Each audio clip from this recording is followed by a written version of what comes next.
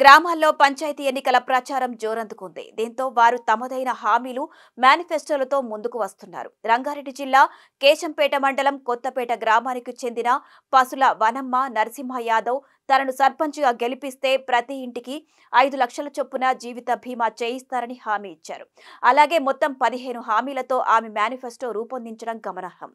ఇక వాటిలో ఆడబిడ్డ పుడితే బంగారు తల్లి పథకం కింద 5,000 ఫిక్స్డ్ డిపాజిట్, ఆడబిడ్డ పెళ్లికి పుస్తే మట్టలు చేయిస్తానని, అబ్బాయి వివాహానికి 5,116 ఇస్తానని మాటివ్వడం విశేషం.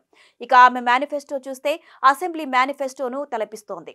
ఇక ఇటు గద్వాల జిల్లా గట్టు మండలం సల్కాపురం గ్రామ సర్పంచ్ అభ్యర్థిగా ఆంజనేయులు అనే వ్యక్తి నామినేషన్ దాఖలు చేశారు. ఆయన గ్రామంలో అమలు చేయనున్న 22 హామీలతో మేనిఫెస్టోను విడుదల చేయడమే కాకుండా రూ. 100 బాండ్ పేపర్పై ఆ హామీలను అమలు చేస్తానని రాసిచ్చారు. ఈ హామీలను నెరవేర్చకపోతే పదవి నుంచి తప్పుకుంటానని ప్రకటించడం విశేషం.